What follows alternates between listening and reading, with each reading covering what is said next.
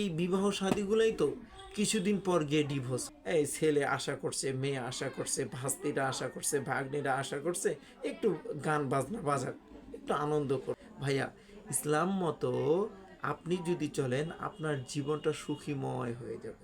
প্রিয় দর্শক, নুরানি মাদ্রাসা নিত্য নতুন কার্যক্রম পেজে ইসলামিক পরিবারের নিয়মিত আয়োজনের সিরিজ নং 6 এর আজকে আলোচ্য বিষয় হচ্ছে বিবাহ সম্পর্ক।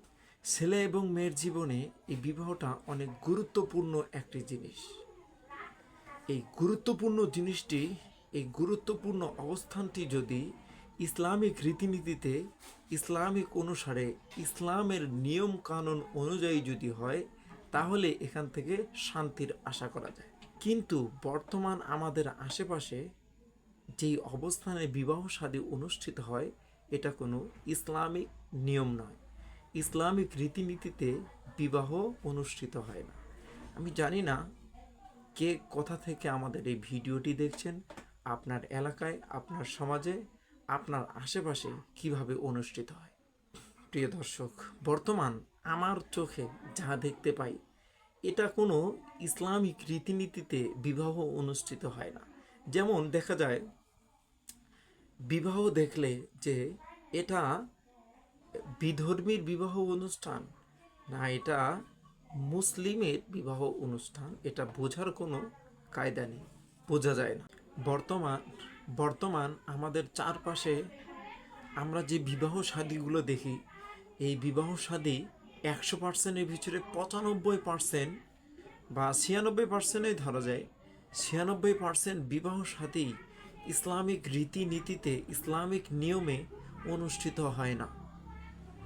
যার কারণেই আজকে সমাজের ভিতরে, দেশের ভিতরে, রাষ্ট্রের ভিতরে 100%-এর ভিতরে প্রায় 50%-এরও বেশি ডিভোর্স, এই অবস্থান চলছে। কেন? আমাদের ভিতরে দিন নেই। কেন? আমাদের ভিতরে ইসলাম নেই। কেন? আমরা ইসলামী রীতিনীতিতে বাস্তবায়ন, ইসলামী রীতিনীতিতে আমরা চলতে স্বাচ্ছন্দ্য বোধ করি না। যার কারণে আজকে আমাদের এত সমস্যা, এত অশান্তি। আমরা শান্তির আশায় বিভিন্ন জায়গায় ঘুরতে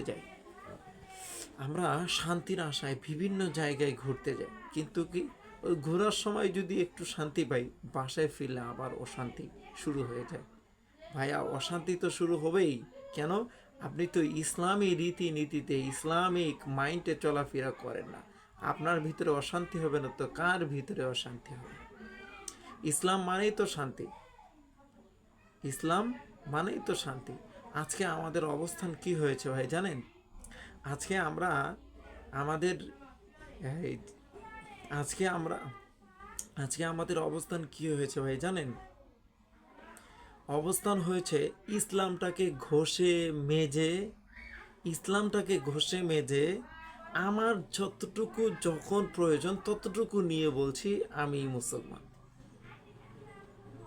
যেমন শুক্রবারের দিন আসছে, জুমার দিন আসছে, মসজিদে যাইতে হবে, ওটা মানতে পারতেছি, ওই দিন আমি মসজিদে যাচ্ছি, ওই দিন নামাজ পড়তেছি, সেই দিন সুন্দর এই যে পাঞ্জাবি পরতেছি, সুন্দর টুপি পরতেছি, অনেকে টুপিও পরে না, অনেক সুন্দর পারফিউম দিচ্ছি, আতর মাখতেছি, এটা ইসলাম। বছরে 2 দিন, ঈদের দিন ইসলাম, শবে বরাতের দিন আনন্দ হয়ে উল্লাস ইসলাম। এই হচ্ছে তাদের ইসলামটাকে ঘষে মেজে যেটা নেওয়ার দরকার সেটা নিস। কিন্তু কথা ছিল কি, নিজেকে ঘষে মেজে পরিষ্কার করে ইসলামের জন্য নিবেদিত প্রাণ হিসেবে গড়ে ওঠা, নিজেকে ঘষে মেজে ইসলামে দিয়ে দেওয়া, ইসলাম যেভাবে চলতে বলছে সেভাবে চলবে। ভাইয়া, ইসলাম মতো আপনি যদি চলেন আপনার জীবনটা সুখীময় হয়ে যাবে। খালি এই জীবন, আপনার চোখ দুটো যখন বন্ধ হয়ে যাবে, পরের যে একটা জীবন শুরু হবে, ওই জীবনেও আপনার সুখীময়, শান্তিময় জীবন বইতে থাকবে। আল্লাহ তাআলা আমাদেরকে বুঝে শুনে ইসলামের ভিতরে প্রবেশ করে ইহকালীন শান্তি, পরকালীন মুক্তির ব্যবস্থা করে দিক। সকলে কমেন্ট সেকশনে লিখে যাবেন আল্লাহুম্মা আমিন। এখন আছেন আমাদের বিবাহ শাদী নিয়ে একটু কথা বলি। আমাদের আশেপাশে দেখা যায় যে বিবাহ শাদীগুলো অনুষ্ঠিত হয়, এটা কোনটা বিধর্মীর বিবাহ শাদী, কোনটা ধর্মীয় মানে ইসলামে এই মুসলমানের বিবাহ শাদী অনুষ্ঠান, এটা বোঝার কায়দা নেই, বোঝা যায় না। অন্য এক মানুষ দেখলে বোঝা যাবে না। কেন ভাই বোঝা যায় না? যে বিধর্মী তথা বিধর্মীর বিয়ের অনুষ্ঠানে গান বাজনা বাদ্যযন্ত্র এসব কিছু থাকে, আর ঠিক মুসলমানের বিবাহ সাথীতেও গান বাজনা চলছে। ভাইয়া, বিবাহ সাথী একটা ফরজ কাজ, গুরুত্বপূর্ণ একটা জিনিস। এই বিবাহ শাদী হওয়ার পরে, বিবাহ হওয়ার পরে একটা নতুন জীবন শুরু হয়, একটা নতুন জীবন, স্বামী স্ত্রীর জীবনে একটা নতুন জীবন চলে আসে, নতুন জীবন শুরু হয়। এই নতুন জীবন শুরুটা এটা ফরজ। এই ফরজটা আমরা কিভাবে পালন করছি? গান বাজনার মাধ্যমে পালন করছি, বিভিন্ন দেশীয় কালচারের মাধ্যমে পালন করছি। ইসলামিক কালচার নাই বললেই চলে। এই আলহামদুলিল্লাহ, কবুল, হুজুরকে নিয়ে দোয়া করা, এটা তো না মানলে হবে না। ওই যে ইসলামটাকে ঘষে মেজে যতটুক নেওয়ার দরকার ততটুক নিয়েছে, বাদ বাকি ছুঁড়ে ফেলে দিয়েছে। তো এই জন্য তো আপনার কাছ থেকে শান্তিও ছুঁড়ে ফেলে দিয়েছে আল্লাহ তাআলা। এই শুরুর জীবনটা আমরা গুনাহ দিয়ে শুরু করছি। বিবাহর জীবনটা আমরা গুনাহ দিয়ে শুরু করছি। কিভাবে আমাদের শান্তি আসবে? এই বিবাহ শাদীগুলোই তো কিছুদিন পর গিয়ে ডিভোর্স হয়, কিছুদিন পর গিয়ে সাংসারিক জীবনে অশান্তি শুরু হয়ে যায়, কিছুদিন পর গিয়ে ছাড়াছাড়ি হয়ে যায়। তো ছাড়াছাড়ি তো হবেই, কেন? শুরুটা তো গুনাহ দিয়ে শুরু হয়ে গেছে। যদি আমরা ইসলাম মেনে মেনে চলি, তাহলে এই যে মেয়ের বাবার উপরে যেই চাপ, দুনিয়ার প্রথা অনুপাতে যেই চাপ, এই চাপও থাকবে না, এই চাপও চলে যাবে। আমার ছেলে আমার মেয়ে ভালো নাই, কিন্তু আমি ভালো কিছু খুঁজি, এই হয়েছে আমাদের অবস্থান। সেদিন অফিসে এক লোক আসছে, তার সাথে গল্প, তিনার মেয়ের বিবাহ শাদীতে, যে বরপক্ষ থেকে কথা দিয়েছে 200 থেকে 250 লোক যাবে, 200 থেকে 250 লোক যাবে। মনে হয় তিনি ওখানে টাকা দিয়ে আবাদ করে রাখছে, মেয়ের বাসায় যাবে 200 থেকে 250 লোক। তারপরে কি হয়েছে? সেই জায়গায় লোক গিয়েছে প্রায় 300 থেকে 350 লোক সেই জায়গায় গেছে। তাহলে মেয়ের বাবার উপরে এটা একটা প্রচুর চাপ প্রয়োগ করা হয়েছে। এটা কোনো ইসলামের বিধান নয়। ইসলামের বিধান হচ্ছে যেই বিয়েতে যত কম খরচ হবে সেই বিয়েতে আল্লাহ তাআলা তত বরকত দিয়েছে।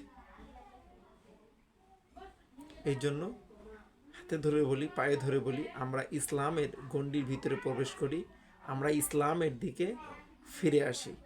আর এই বিবাহ শাদীতে এই যে গান বাজনা বাদ্যযন্ত্র যত রকমের হারাম কাজ আছে, এখান থেকে ফিরে আসি।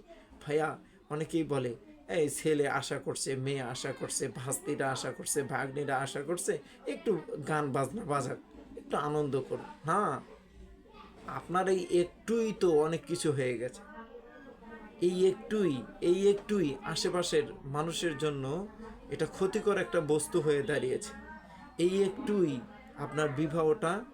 আপনার বিবাহটা সুন্নাত তরিকা হচ্ছে না। এই একটুই আপনার বিবাহটা ইসলামিক রীতিনীতিতে হচ্ছে না।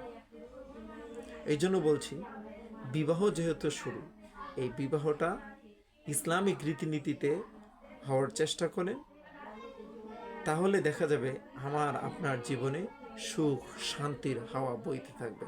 আল্লাহ তাআলা আমাদের কবুল করুক। সকলে কমেন্ট সেকশনে লিখে যাবেন আল্লাহুম্মা আমিন। আগামীর ভিডিও পেতে আমাদের সাথেই থাকবেন।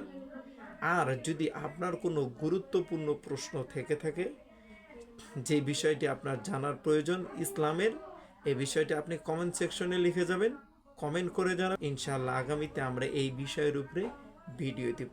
ভালো থাকবেন, সুস্থ থাকবেন। দেখা হচ্ছে পরের